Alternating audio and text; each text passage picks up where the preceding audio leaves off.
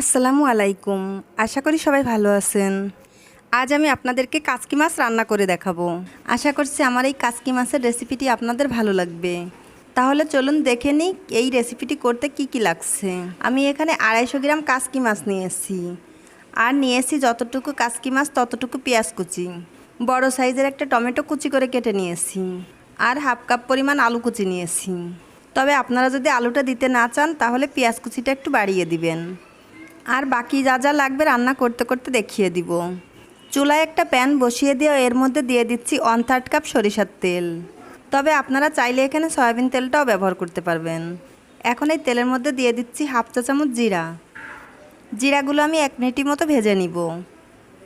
এবার আমি এর মধ্যে পেঁয়াজ কুচি দিয়ে দিব। তারপর এই তেলের মধ্যে পেঁয়াজকে ভেজে নিব। তবে পেঁয়াজকে আমি বেশি ভাজবো না।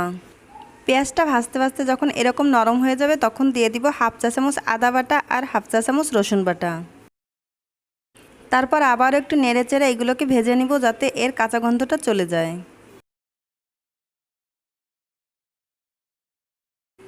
এখন এর মধ্যে দিয়ে দিব একটা টমেটো কুচি। এবার দিয়ে দিব স্বাদমতো লবণ।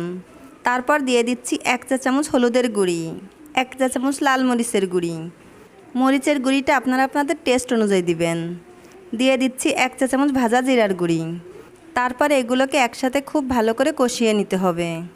এই পর্যায়ে পানি না দিলেও চলবে, কারণ পাকা টমেটো থেকে যে পানিটা বের হবে সেটা দিয়ে এটা খুব ভালো করে কষানো হয়ে যাবে। এভাবে 1 মিনিটের মতো কষিয়ে নেওয়ার পর তারপর দিয়ে দিব সেই আগে থেকে কুচি করে কেটে রাখা আলু। তারপর এই আলুগুলোকে মশলার সঙ্গে আরও 2-3 মিনিটের মতো কষিয়ে নিব। এবার আমি চুলার আঁচ লোতে দিয়ে 5 মিনিটের জন্য ঢাকনা দিয়ে ঢেকে দিব। ফিরে এলাম 5 মিনিট পর। এরই মাঝে আমার আলু 50% সিদ্ধ হয়ে গেছে। এখন আমি এর মধ্যে হাফ কাপ পরিমাণ পানি দিয়ে দিচ্ছি। তারপর নেড়েচেড়ে ঢাকনা দিয়ে ঢেকে বলক আসা পর্যন্ত অপেক্ষা করব। তরকারিতে বলক চলে এসেছে, এখন আমি ঢাকনাটা তুলে নিচ্ছি। এবার আমি এর মধ্যে কাচকি মাছগুলো ছড়িয়ে দিয়ে দিব। তারপর চামচ দিয়ে হালকা এভাবে নেড়ে দিব যাতে ভেঙে না যায়। এখন আমি ঢাকনা দিয়ে ঢেকে মাছগুলোকে পুরোপুরি সিদ্ধ করে নিব। 5 মিনিট পর আমি ঢাকনাটা তুলে নিচ্ছি। এরই মাঝে মাছগুলো আর আলু সিদ্ধ হয়ে গেছে। এখন আমি এর উপর দিয়ে কিছু ধনিয়া পাতা কুচি দিয়ে দিচ্ছি। তারপর দিয়ে দিচ্ছি 1 চা চামচ ভাজা জিরার গুঁড়ি। এবার আলতোভাবে সব কিছুকে নেড়ে মিশিয়ে নিতে হবে।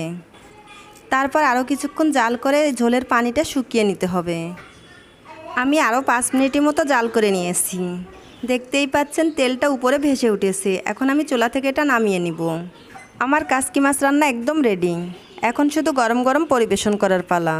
আশা করছি আমার রেসিপিটি আপনাদের ভালো লেগেছে। ভালো লাগলে বাসায় অবশ্যই একবার ট্রাই করবেন, আর আমাকে কমেন্ট করে জানাবেন কেমন হলো। আজ বিদায় নিচ্ছি। সবাই খুব ভালো থাকবেন। আমার এবং আমার ফ্যামিলির জন্য দোয়া করবেন। আল্লাহ হাফেজ।